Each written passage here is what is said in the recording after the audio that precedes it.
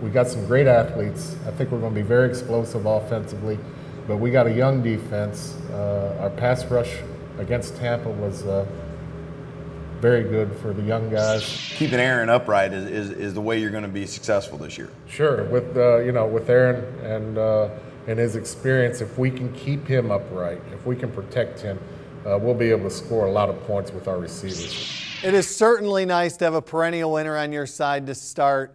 He has coached in the AFL playoffs in a remarkable 21 of 22 seasons. 3 championship titles later, and your head coach of the Jacksonville Sharks knows how to get it done. His comments look spot on through 14 weeks of this arena football season. Let's get on to the season. The schedule makers did the Sharks absolutely no favors, but Coach Moss was quite happy to be starting against a good veteran team on the road in the desert. The Sharks opened and led throughout, up 12 with 7 minutes left in the third, and led until 5:17 left in the game. As most arena football contests do, the final minute is where it is decided. The Sharks had the ball, 31 seconds to go. Coach Moss would agree that's a good situation to be in with the all-time great Aaron Garcia at the helm.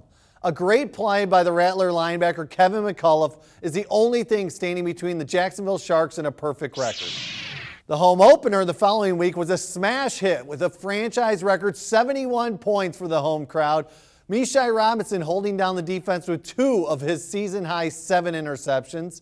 Following that came New Orleans at home again, 64-33 thrashing. Sharks fans begin to see the signs of how good this team will become. Beginning with this 45-yard Jomo strike on the Sharks' first play from scrimmage, they never looked back. The in-state Tampa Bay Storm were steaming from a home loss the previous week, and the Sharks knew they were going to get the Storm's best shot. Falling behind 21-6, one play into the second quarter, the Sharks then go on a 41-9 run with plays like this. To the outside, one hand, takes it to the helmet. At 3-1 and entering the first bye, the analysts were saying strong bye. Out of that break, wins at Pittsburgh and home against Cleveland moved the record to 5-1 and a Week 8 home date with rival Orlando.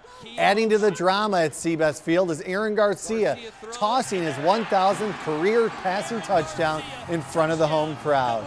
Again, the Sharks find themselves down early in the second quarter, and then they go on a barrage. This time they close with a 63-34 run in the final 40 minutes. Continuing to show the clamps this Sharks team can put on the opponent's offenses. For the second time this season, the Jacksonville Sharks had broken their franchise record point total, this time with 76. A nice roadie up the coast in Philadelphia pushed the record to 7-1, and the win streak is 7 through 9 weeks. And just for good measure, the Sharks came home to host the Iowa Barnstormers and once again toppled the franchise record in points, this time throwing up a gaudy 79. The home crowd on May 13th was loving the pasting their Jacksonville squad was laying on Iowa. If there was still any doubts this team had division and championship aspirations, these numbers will scare you. A huge 3-game divisional road trip was upon the Sharks beginning in Week 11. At Georgia, at New Orleans, and wrapping up in the Big O versus the Predators. Winners of 8 straight, the Sharks knew adversity was in store. The Sharks escaped Gwinnett, Georgia with a 62-55 victory after finding themselves down 55-54 with just 2 minutes to go in the game. Jacksonville's native, Jerron Harvey's 25th touchdown of the season sealed the victory for your hometown Sharks. Distractions aplenty in New Orleans, but a Coach Moss-led team, we are learning, remains focused throughout. And the Sharks post win number 10 in a row. Kirby Griffin toughed out an early injury and posted 4 rushing touchdowns, upping his season total to 16. Good for 3rd in the AFL.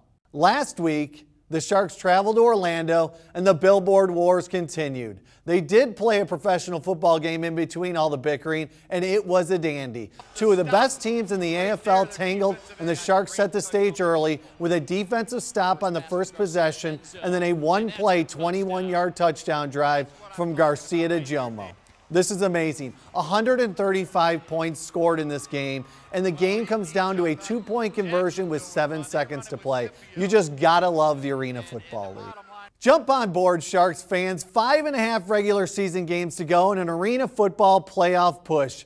Get your fall football juices flowing with a summer championship push from this fun, talented, and explosive Jacksonville Sharks football team.